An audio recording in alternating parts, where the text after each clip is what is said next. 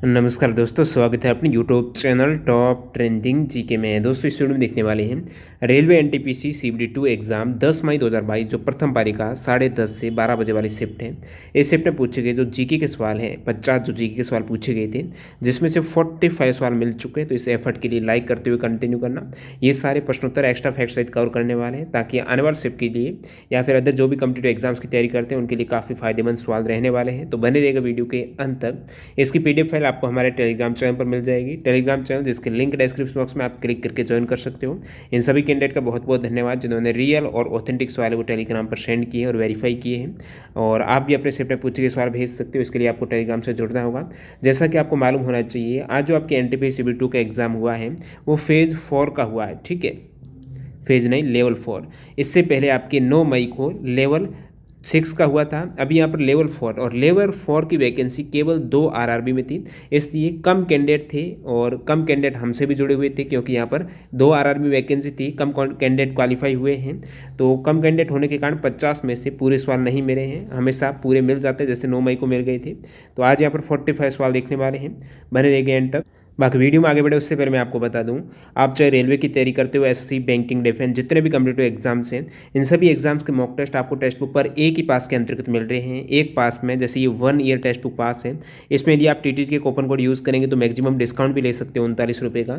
इसी पास में सारे एग्जाम्स के सेम एग्जाम पैटर्न और डैशबोर्ड पर आधारित मॉक टेस्ट लगाकर आप अपनी तैयारी को परख सकते हो। और आपका जो टाइम मैनेजमेंट है वो बेहतर कब होगा, जितनी आप ज़्यादा प्रैक्टिस करेंगे तो कम समय में ज़्यादा सवाल अटैम्प्ट कर पाएंगे, कॉन्फिडेंस लेवल बढ़ने वाला है। तो स्मार्ट वर्क के तौर पर आप मॉक टेस्ट जरूर लगाइएगा। और ऑल इंडिया रैंक है, कौन सा सब्जेक्ट वीक है, वो सारा कुछ यहाँ पर एनालिसिस आपको मिल जाता है। तो सारे एग्जाम्स के मॉक टेस्ट यहाँ पर अवेलेबल है टेक्स्ट बुक पर। और अभी जो सेल चल रही है जिसमें ईयरली टेक्स्ट बुक पास आप 360 रुपये डील है वो ग्रैब कर सकते हो। तो चलिए यहाँ पर कंटिन्यू कर लेते हैं। पहला सवाल, वर्ल्ड ट्रेड ऑर्गेनाइजेशन की महानिदेशक किस देश से है, ये आपको पूछा है। तो ये नाइजीरिया से है। नाइजीरियन अमेरिकन इनकी जो नागरिकता है।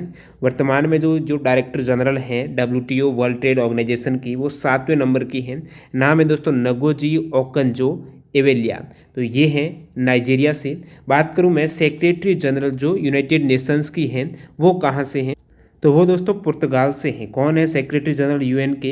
Antonio Guterres. तो एंटोनियो जो गुतेरस हैं वो पुर्तगाल से हैं। ये भी एग्जाम में सवाल पूछा गया है, ये फैक्ट नया एक्स्ट्रा ऐड हो गया। राज्य में ग्राम पंचायतों का संगठन किस आर्टिकल में वर्णित है? आर्टिकल 40 ग्राम पंचायतों का संगठन, सभी को पता होगा, इजी सवाल पूछा है यहाँ पर। और बाकी बात करूँ मैं पंचायत की, तो पंचायतें हैं भाग 9 में वर्णित हैं, आर्टिकल 243 से लेकर 243 ओ तक। पंचायती राज दिवस है वो 24 अप्रैल को मनाया जाता है। शुरुआत इसकी 2010 से हुई है, क्योंकि 24 अप्रैल 1993 को जो 73वां संविधान संशोधन है 1992 को पारित होने के प्रतीक के रूप में यहाँ पर पंचायती राज दिवस मनाने की शुरुआत 2010 में 24 अप्रैल को की गई है। ग्राम पंचायत चुनाव के लिए उम्मीदवार की न्यूनतम आयु 21 वर्ष होनी चाहिए। MP लोकसभा सदस्य 25 वर्ष है, MLA के भी 25 वर्ष है, राज्यसभा सदस्य के लिए 30 वर्ष, राज्यपाल राष्ट्रपति के लिए 35 वर्ष न्यूनतम आयु। गंगा किस राज्य से होकर नहीं बहती है? गंगा नदी की बात करें तो विकल्प में आपके मध्य प्रदेश दे रखा था, मध्य प्रदेश से गंगा नदी नहीं गुजरती है। अन्य कौन से राज्यों से गुजरती है? तो उत्तराखंड से गुजरती है, उत्तर प्रदेश, बिहार से, झारखंड से, पश्चिम बंगाल से। और फिर ये जो यमुना, इसकी जो ट्राइब्यूटरी है वो दिल्ली में। और गंगा नदी की जो प्रधान शाखा है वो भागीरथी है, जो गढ़वाल में हिमालय के गोमुख नामक स्थान पर गंगोत्री हिमनद या ग्लेशियर से निकलती है। अगला सवाल यहाँ पर, chief of the air staff India. तो एयर स्टाफ इंडिया के चीफ हैं विवेक राम चौधरी, जो एयर चीफ मार्शल हैं, इनके बारे में यहाँ पर पूछा है। वर्तमान में एयर स्टाफ इंडिया के प्रमुख कौन है? तो विवेक राम चौधरी 30 सितंबर 2021 को बना है। इसी प्रकार आर्मी स्टाफ के जो प्रमुख है वो मनोज पांडे हैं, वो 30 अप्रैल 2022 को नियुक्त हुए हैं। और नेवल स्टाफ के जो चीफ हैं एडमिरल R हरि कुमार हैं। इन तीनों का नाम पता होना चाहिए। बाकी इसी शिफ्ट में वाइस चीफ के बारे में भी यहाँ पर सवाल पूछा गया, वो आगे देखेंगे। नेक्स्ट वाला है, आगरा रेड फोर्ट को यूनेस्को वर्ल्ड हेरिटेज में कब शामिल किया गया है? आगरा फोर्ट है, इसका अन्य नाम लाल किला भी है।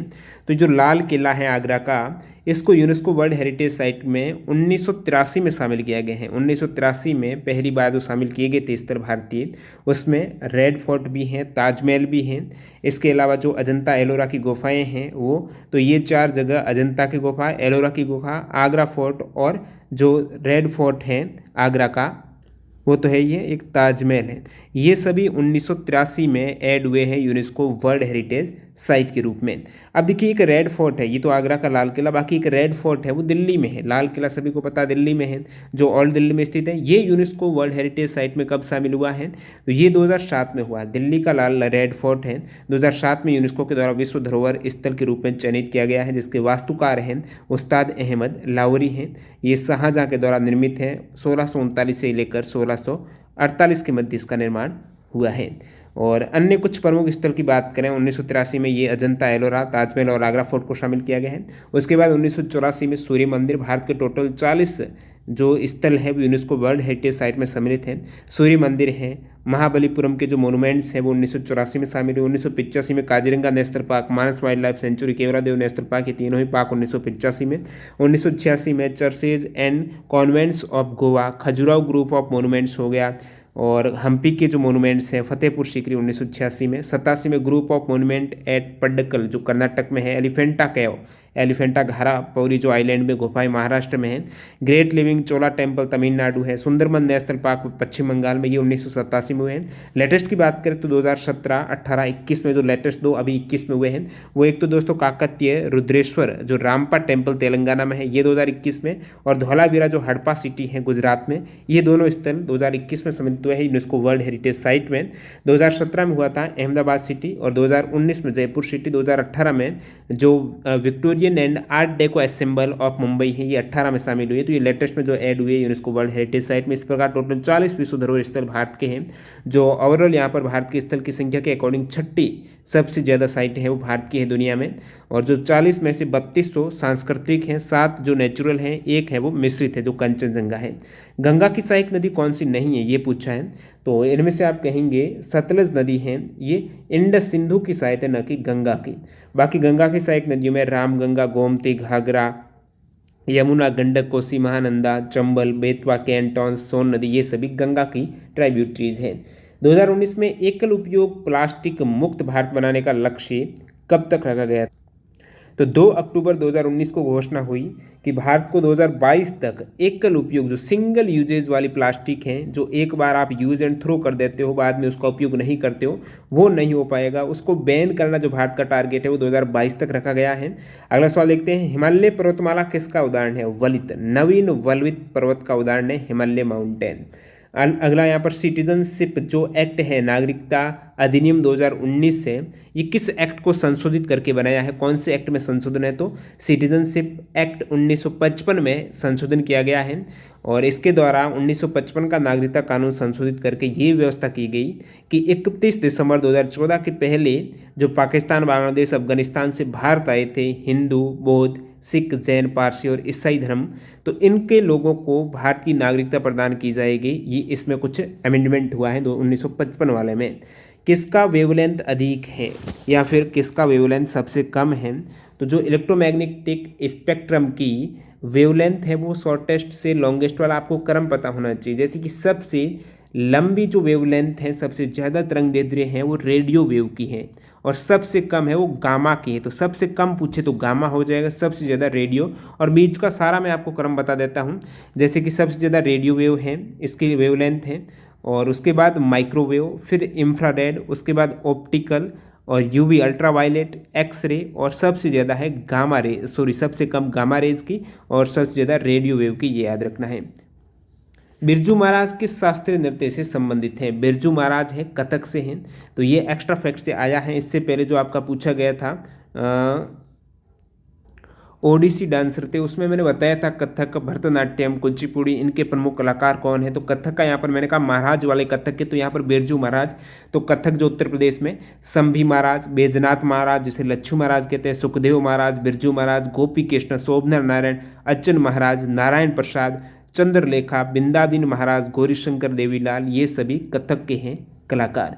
भरतनाट्यम की यामिनी कृष्णमूर्ति, मीनाक्षी सुंदरम पिल्लई कृष्णमूर्ति, सोनल मानसिंह, रुक्मणी देवी अरुंदले हैं, और बल सरस्वती, पद्म सुब्रह्मण्यम, एस के सरोज, वैजंती माला, राम गोपाल लीला सैमसन, मृणालिनी साराभाई, मलिका साराभाई, मालविका सरकार, प्रियदर्शिनी गोविंद, अनीता रत्नम, ये भरतनाट्यम के संबंधित कलाकार। कुचिपुड़ी वेदांतम सत्यनारायण शर्मा, यामिनी कृष्णमूर्ति, लक्ष्मी नारायण शास्त्री, राधा रेड्डी, राजा रेड्डी, स्वप्ना सुंदरी, इंद्राणी रहमान, एन.टी. रामाराव जूनियर, निर्मला विश्वेश्वर राव, शांता राव, उमा रामाराव, हलीम खान, थारा कल्याणी कुचिपुड़ी के कलाकार हैं।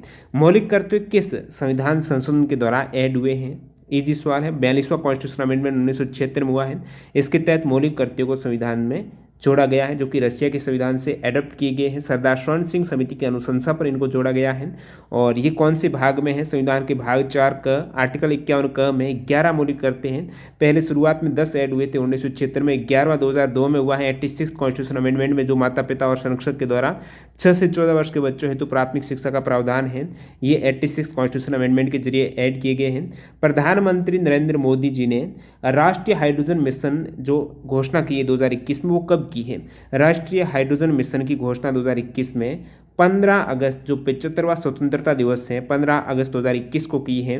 और इसके तहत यहाँ पर नवीकरणीय ऊर्जा से कार्बन मुक्त ईंधन पैदा करने के लिए राष्ट्रीय हाइड्रोजन मिशन शुरू करने की औपचारिक घोषणा के साथ ही लक्ष्य है कि आज़ादी के 100 साल पूरे होने से पहले 2047 तक ऊर्जा के क्षेत्र में देश को आत्मनिर्भर बनाना।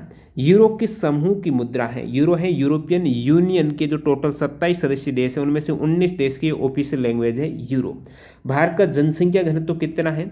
382 व्यक्ति हैं प्रति स्क्वायर किलोमीटर, जो जनसंख्या घनत्व है 2011 की सेंसस के अकॉर्डिंग, जिसमें सबसे कम जनसंख्या घनत्व अरुणाचल प्रदेश का 17 व्यक्ति प्रति वर्ग किलोमीटर एरिया में, और बिहार का सबसे ज़्यादा जनसंख्या घनत्व है राज्य के केस में 1106 व्यक्ति पर स्क्वायर किलोमीटर एरिया। उसके बाद पश्चिम बंगाल का है। बाकी ओवरऑल जनसंख्या घनत्व में यूटी स्टेट की बात करें तो दिल्ली का सबसे अधिक रहता है 2011 के अकॉर्डिंग 11,320 व्यक्ति प्रति स्क्वायर किलोमीटर एरिया है। इस प्रकार ये सभी प्रीवियस में भी मैंने एनटीपीसी सीबीटी फर्स्ट में भी सारे एक्स्ट्रा फैक्ट बताए हैं कितना जनसंख्या घनत्व है। तो एनटीपीसी सीबीटी फर्स्ट में पूछे गए, यदि आपको जीके के सवाल डाउनलोड करने हैं, टोटल 5,320 सवाल है, 133 सेट में पर सेट में जो 40 सवाल पूछे गए एक्स्ट्रा फैक्ट सही थे, वो दोनों फॉर्मेट पर पीडीएफ अवेलेबल है। किस प्रकार डाउनलोड करनी है, लिंक आपको डिस्क्रिप्शन बॉक्स में मिल जाएगी। डेमो वीडियो की लिंक भी है, वहाँ से आप डाउनलोड कर सकते हो वेबसाइट toptrainingGK.in पर। एमएस वर्ड में पैराग्राफ बदलने के लिए कौन सी कुंजी का प्रयोग करते हैं? एमएस वर्ड में जैसे आप ये कोई भी एक ही पैराग्राफ है, इसके बाद आप चेंज करना चाहते हो नीचे पैराग्राफ, तो आप कौन सी की एंटर करेंगे? तो एंटर की रहती है, उस एंटर की को एंटर करेंगे, उस केस में आपका क्या है, पैराग्राफ बदल जाएगा। टिहरी बांध कहाँ पर है? तो उत्तराखंड भागीरथी नदी पर है। प्रमुख बांध जैसे गांधी सागर डैम मध्य प्रदेश में है, चंबल नदी पर। कोयना बांध है महाराष्ट्र में, कोयना नदी पर। और फिर बात करूं बगलियार है चिनाब नदी जम्मू कश्मीर में, भाखड़ा नागल सतलुज नदी हिमाचल प्रदेश में, मुल्ता पेरियार है पेरियार नदी केरल में, मैथन बराकर नदी झारखंड, निम्मो बाजमो जम्मू कश्मीर में है, सिंधु नदी, श्रीशैलम कृष्णा नदी आंध्र प्रदेश याद रखिएगा, चुट्टक डैम सुरू नदी जम्मू कश्मीर, टिहरी भागीरथी उत्तराखंड जो पूछा है, रणजीत सागर थीन्स जो बांध है वो रावी नदी पंजाब में, अलमाटी डैम कृष्ण नदी कर्नाटक, पोंग बांध है ब्यास नदी हिमाचल प्रदेश, पोचमपाड डैम गोदावरी नदी तेलंगाना, मैटूर डैम कावेरी नदी तमिलनाडु, उकाई डैम ताप्ती नदी गुजरात, कृष्णराज सागर बांध कावेरी नदी कर्नाटक में, नागार्जुन सागर डैम कृष्ण नदी आंध्र प्रदेश और तेलंगाना में, पंचेत डैम दामोदर नदी झारखंड में, सरदार सरोवर है नर्मदा नदी गुजरात और हीराकुंड है महानदी ओडिशा में। नेक्स्ट वाले पर जिला न्यायाधीश के अलावा अतिरिक्त जो अन्य न्यायाधीशों की नियुक्ति कौन करता है? अब देखिए जिला न्यायाधीश के अलावा जो अतिरिक्त अन्य न्यायाधीशों की नियुक्ति है वो राज्यपाल होगा। बाकी थोड़ा इसमें श्योर नहीं, कमेंट करके बताना। जिला न्यायाधीश हैं इनकी नियुक्ति तो राज्यपाल करते हैं, और जो एडिशनल जो जजेज हैं डिस्ट्रिक्ट के वो भी राज्यपाल के द्वारा उच्च न्यायालय के मुख्य न्यायाधीश की सलाह पर की जाती है। बाकी मैं बात करूं वर्तमान में सुप्रीम कोर्ट में कितने जज हो सकते हैं, तो मुख्य न्यायाधीश सहित यहाँ पर न्यायिक शक्ति पहले 31 थी, वो अब क्या हो गई है 34 हो चुके हैं। सर्वोच्च न्यायालय के न्यायाधीश की नियुक्ति राष्ट्रपति के द्वारा की जाती है, और अन्य न्यायाधीश भी राष्ट्रपति के द्वारा मुख्य न्यायाधीश और सर्वोच्च न्यायालय उच्च न्यायालय के ऐसे न्यायाधीशों के साथ परामर्श के बाद नियुक्त किया जाएगा यदि वह आवश्यक समझते हैं राष्ट्रपति। भारत के पड़ोसी देशों में सर्वाधिक क्षेत्रफल है, इससे पहले 9 मई को पूछा था। सबसे कम इजी सवाल है, चीन का है, सबसे अधिक है, सबसे कम यहाँ पर भूटान का है। देखिए ये क्षेत्रफल देख सकते हो, चाइना का 9.5 मिलियन किलोमीटर है स्क्वायर किलोमीटर जो क्षेत्रफल है, भारत का 3.2 मिलियन किलोमीटर है, श्रीलंका का 65,610 है, भूटान के बाद किसका है, श्रीलंका का है, उसके बाद यहाँ पर मैं पाकिस्तान से पहले नेपाल का है, फिर म्यांमार का है, फिर पाकिस्तान का है, और ओवरऑल में बात करूँ क्षेत्रफल की तो सर्वाधिक ग्लोबली जो क्षेत्रफल है वो रशिया का है, उसके बाद कनाडा, फिर तीसरे स्थान पर चाइना है। भारत कौन से स्थान पर हो जाएगा, तो भारत 7वें स्थान पर। नेक्स्ट वाले पर आधुनिक आनुवंशिकी के पिता किसे माना जाता है। आधुनिक आनुवंशिकी का जनक है Gregor Mendel. Net national product जो NNP है, शुद्ध राष्ट्रीय उत्पाद है, इसका फॉर्मूला है तो जो आप GNP है ग्रॉस नेशनल प्रोडक्ट में से यदि मूल्यह्रास को माइनस करेंगे तो आपका शुद्ध राष्ट्रीय उत्पाद आ जाएगा। अन्य प्रमुख फॉर्मूला में जैसे कि GNP का आपको पूछ लें, जो ग्रॉस नेशनल प्रोडक्ट पूछ रहे तो वो हो जाएगा GDP में आप विदेशों से अर्जित विशुद्ध आय को क्या करते हो, ऐड करते हो। और शुद्ध घरेलू उत्पाद नेट जो डोमेस्टिक प्रोडक्ट का पूछ लें तो GDP में मूल्यह्रास माइनस करेंगे, ये आपके GNP में से मूल्यह्रास करते तो शुद्ध राष्ट्रीय उत्पाद आएगा। और शुद्ध घरेलू उत्पाद है, घरेलू के लिए आपको डोमेस्टिक जाना पड़ेगा, GDP से मूल्यह्रास। अब GDP क्या है, GDP में उपभोग, सकल निवेश, सरकारी खर्च और आयात माइनस निर्यात आ जाता है GDP में। 2011 की सेंसस के अकॉर्डिंग सबसे कम जनसंख्या जो जिस जिले की है वो किस राज्य में पड़ता है, तो वो अरुणाचल प्रदेश में, ये एक्चुअल में सवाल था। और 2011 की सेंसस के अकॉर्डिंग सबसे कम जनसंख्या वाला जिला कौन सा है, तो जिला है दिबांग वैली, अरुणाचल प्रदेश का जिला है। सेकंड है ओंजो, तो अंजो जिला है ये अरुणाचल प्रदेश का, ये भी सेकंड सबसे कम जनसंख्या के अकॉर्डिंग। थर्ड लाहौल स्पीति हिमाचल प्रदेश का है। अगला सवाल, मालपीगियन नलिकाएं किस फाइलम में उत्सर्जी अंगों के रूप में कार्य करती हैं, तो फाइलम जो आर्थ्रोपोडा है इसमें मालपीगियन नलिकाएं उत्सर्जी अंगों के रूप में कार्य करती हैं। और एनिलिडा में जो उत्सर्जी अंग है वो क्या है, नेफ्रीडिया। अगला सवाल यहाँ पर, सबसे सूक्ष्म कण किस प्रकार की मिट्टी में होता है। सबसे सूक्ष्म कण होता है जो चिकनी कले वाली मिट्टी हो जाएगी ना, कले हैं इसका कण है वो सबसे सूक्ष्म छोटा होगा, और जो रेत हैं इसके कण सबसे बड़े होते हैं। 2021 ASBC Asian youth and junior boxing championship में भारत ने कुल कितने मेडल जीते हैं, 39 मेडल जीते हैं। ASBC Asian youth and junior boxing championship में भारत ने 2021 में 39 मेडल, जिसमें से 14 गोल्ड थे। चोल साम्राज्य में मंदिर को उपहार में दी गई भूमि क्या कहलाती है। चोल साम्राज्य में जो मंदिर को उपहार में भूमि दी जाती थी उसे तिरुनामट्टुकनी बोलते थे। क्या, तिरुनामट्टुकनी है जो मंदिर को उपहार में दी जाती थी भूमि। चोल शिलालेख में भूमि की श्रेणियां हैं वो आप देख सकते हो चोल साम्राज्यों में, जैसे वेलन वगई जो गैर ब्राह्मण किसान मालिकों की भूमि होती है वो वेलन वगई। ब्रह्मादेव ब्राह्मणों को जो उपहार में दी गई भूमि। साला भोग स्कूल के रखरखाव के लिए भूमि साला भोग। और देवदाना हो गई जो मंदिर के उपहार में, या फिर तिरुनामट्टुकनी इसका नाम है। पली छंदनम जैन संस्थाओं को दान दी गई भूमि। ये कुछ चोल साम्राज्य के समय भूमि का लेन देन से संबंधित क्या नाम है।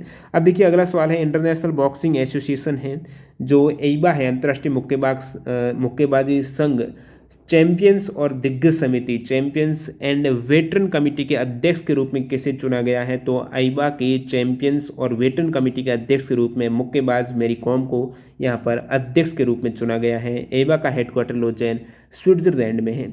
सबसे अधिक प्रवासी किस देश से हैं, सबसे अधिक जो प्रवासी हैं वो भारत के हैं। जो रिपोर्ट आई है 2019 में यूनाइटेड नेशंस की, इसके अकॉर्डिंग भारतीय प्रवासियों की संख्या 1.75 करोड़ है, सबसे अधिक, उसके बाद मैक्सिको, फिर तीसरे नंबर पर चाइना है।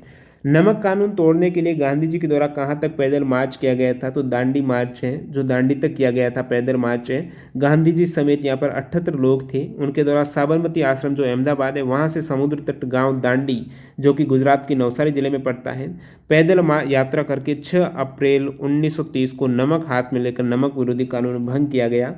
और ये जो पैदल यात्रा है कितने किलोमीटर या माइल्स की है, बहुत बार एग्जाम पूछा जाता है। 240 माइल्स की यहाँ पर पैदल यात्रा, 24 दिनों तक ये पैदल मार्च निकाला गया है। जब आपके स्टेटमेंट से सवाल बनते हैं तो ये सभी इंक्लूड रहते हैं। दांडी विलेज मैंने बताया नवसारी डिस्ट्रिक्ट में NTPC मार चुका है। अगला सवाल देखते हैं यहाँ पर, कौटिल्य के द्वारा लिखित अर्थशास्त्र कितने भागों में है। कौटिल्य की जो अर्थशास्त्र है वो टोटल 15 भाग है, इसके 15 अधिकरण कहेंगे, भाग कहेंगे, ये कितने हैं, 15 हो जाएगा। और चैप्टर है अर्थशास्त्र के 150, टॉपिक है 180। प्राचीन संस्मारक और पुरातात्विक स्थल तथा अवशेष अधिनियम कब पारित हुआ। एक्चुअल में आपके सवाल ये वाला था 1904 वाला। जो प्राचीन स्मारक संरक्षण अधिनियम है वो 1904 को ब्रिटिश भारत के द्वारा 18 मार्च 1904 को लॉर्ड कर्जन के समय प्राचीन स्मारक संरक्षण अधिनियम। बाकी स्वतंत्रता के बाद प्राचीन संस्मारक और पुरातात्विक स्थल अवशेष अधिनियम 1958 को पारित हुआ है, जो 2010 में संशोधित हुआ है। राज्य से संबंधित नव वर्ष का आपको सही सम्मिलित नहीं करना, इस प्रकार कौन सा नहीं है ये बताना था। अब देखिए जैसे तमिल नववर्ष का नाम है वो है पुथुंडू, पुथुंडू जिसे पुथुरुषम या तमिल नववर्ष कहा जाता है। जैसे कि पुथुंडू दिया है और ले दिया तमिल नववर्ष, तो कौन सा सम्मिलित नहीं है ये वो बताना था। अन्य बात करूं तो new year in Bengali calendar का नववर्ष है वो पोहेला बोईसाख कहलाता है। और मराठी या फिर कोंकणी जो हिंदुओं का नववर्ष है चैत्र मास की शुक्ल प्रतिपदा को जिसे गुड़ी पड़वा या फिर उगादि कहा जाता है, तो उगादि या फिर गुड़ी पड़वा है ये मराठी जो उगादि त्यौहार महाराष्ट्र मराठी, इस दिन हिंदू नववर्ष का आरंभ होता है। केरला का न्यू ईयर कहलाता है विशु। और अन्य जैसे नवरोज भी एक नववर्ष है, ईरानी नववर्ष है जो बलबंद ने शुरू किया था और ईरानियों के द्वारा दुनिया भर में 20 और 21 मार्च को मनाया जाता है ये प्रकृति प्रेम का उत्सव। 1955 में स्थापित ग्रामीण और लघु उद्योग समिति का नाम क्या था? करवे समिति 1955 में स्थापित थी। ग्रामीण और लघु उद्योग समिति नाम है करवे समिति, ये आपको याद रखना है। और नेक्स्ट वाला लिखते हैं यहाँ पर 21 सेंचुरी आइकन अवार्ड किसे दिया गया है? 21 सेंचुरी आइकन अवार्ड है एक तो अमित गोयनका को दिया गया है जो कि जी जो इंटरनेट इंटरप्राइजेज हैं, जी एंटरटेनमेंट एंटरप्राइजेज लिमिटेड है, इनके डिजिटल बिजनेस एंड प्लेटफॉर्म के प्रेसिडेंट अमित गोयनका को 21 सेंचुरी आइकन अवार्ड मिला है। एक मिला है राकेश टिकैत को। नेक्स्ट वाला यहाँ पर किसका उपयोग ब्रेड, केक, ढोकला इनको फूला हुआ बनाने के लिए किया जाता है? तो केक ब्रेड को फुलाने के लिए सोडियम बाइकार्बोनेट का उपयोग किया जाता है। मध्य और उत्तरी एशिया साथ ही साथ पूर्वी यूरोप में स्थित देशों का एक राजनीतिक और आर्थिक संघ है जिसका नाम आपको बताना है। तो ये है यूरोशियन आर्थिक संघ या फिर यूरोशियन इकोनॉमिक यूनियन। यूरोप और एशिया दोनों ही, तो जिसमें मध्य और उत्तरी एशिया है और पूर्वी यूरोप है, तो यूरेशियन इकोनॉमिक यूनियन है जो कि हस्ताक्षर हुए हैं 29 मई 2014 को बेलारूस, कजाकिस्तान और रूस के नेताओं के द्वारा। और बाकी यहाँ पर 1 जनवरी 2015 को इसे लागू किया गया है। इसके 5 फुल मेंबर हैं आर्मेनिया, बेलारूस, कजाकिस्तान, किर्गिस्तान और रशिया। और हेडक्वार्टर की बात करूँ तो कमीशन इनका मॉस्को रशिया में है, कोर्ट इसका मिन्स्क बेलारूस में है। अगला सवाल देखते हैं यहाँ पर, नेक्स्ट वाला देखते हैं यहाँ पर सतीश नामदेव घोरमाड़े किस पद पर नियुक्त हैं? तो ये हैं दोस्तों vice chief of naval staff है। 31 जुलाई 2021 को नियुक्त हुए हैं SN घोरमाड़े, 36वें ये वाइस चीफ हैं नेवल स्टाफ के। इसी प्रकार बात करूँ वाइस उप प्रमुख जो आर्मी स्टाफ के हैं वो लेफ्टिनेंट जनरल BS राजू हैं। और वाइस चीफ और एयर स्टाफ है एयर मार्शल संदीप सिंह। तो ये तीनों ही आपको चीफ और वाइस चीफ का पता होना चाहिए। अगला सवाल यहाँ पर परमहंस मंडली की स्थापना कहाँ और कब? तो बॉम्बे में हुई है 1849 में परमहंस मंडली की स्थापना, और जिसके फाउंडर दादोबा पांडुरंग है। और इसी प्रकार एक मानव धर्म सभा की स्थापना 1844 में हुई है सूरत में। अगला सवाल यहाँ पर प्रयाग संगीत समिति की स्थापना कब हुई है? तो 1926 में हुई है प्रयाग संगीत समिति की स्थापना। नेक्स्ट यहाँ पर ये कुछ स्पष्ट नहीं मिला है। GDP से संबंधित सवाल था कि 2021-22 में किस क्षेत्र में GDP में ग्रोथ हुई है? शिक्षा, सेवा, कृषि, उद्योग, या फिर एक स्टूडेंट बताया भारत की GDP में सबसे ज़्यादा योगदान किस सेक्टर का? तो वो तो सर्विस सेक्टर का रहता है। जैसे 2020-21 फाइनेंशियल ईयर में सेक्टर वाइज सबसे अधिक सर्विस का 54% थी, उसके बाद इंडस्ट्री का 29 है और एग्रीकल्चर का 16% यहाँ पर सबसे कम। GDP रैंक भारत की ग्लोबली यहाँ पर 6ठे स्थान पर है।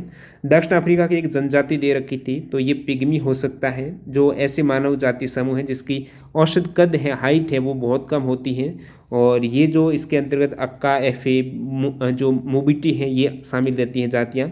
एक यहाँ पर बॉक्स का सवाल है, एग्जैक्ट बुक नहीं मिली, स्टूडेंट ने लाइट इन डे बताया है, तो वैसे बात को ये लाइट ऑफ डे है, तो ग्राम शिफ्ट इसके उत्तर हो जाएंगे। फिर यहाँ पर एक और डांस का सवाल है, ये भी स्पष्ट नहीं मिला है।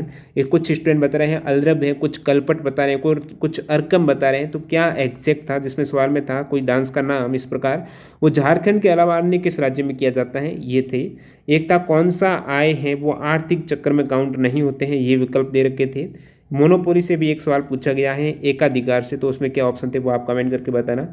इस प्रकार आप देखेंगे यहाँ पर जो आज आपके 10 अप्रैल 2022 को NTPC CBT फर्स्ट में लेवल 4 का एग्जाम हुआ है। 2 RRB वैकेंसी थी जिसमें 50 GK के सवाल में से यहाँ पर 45 के आसपास सवाल कवर हुए। इसकी PDF फाइल आपको हमारे टेलीग्राम चैनल पर मिलने वाली, जिसकी लिंक डिस्क्रिप्शन बॉक्स में है। बाकी आप CBT फर्स्ट 2020-21 में 133 सेट में पूछे गए 5320 जो GK के क्वेश्चन एक्स्ट्रा फैक्ट से डाउनलोड करना चाहते तो वेबसाइट जरूर विजिट कीजिएगा। डेमो वीडियो की लिंक आपको डिस्क्रिप्शन मिल जाएगी। मिलते हैं नए वीडियो के साथ। वंदे मातरम, जय हिंद दोस्तों।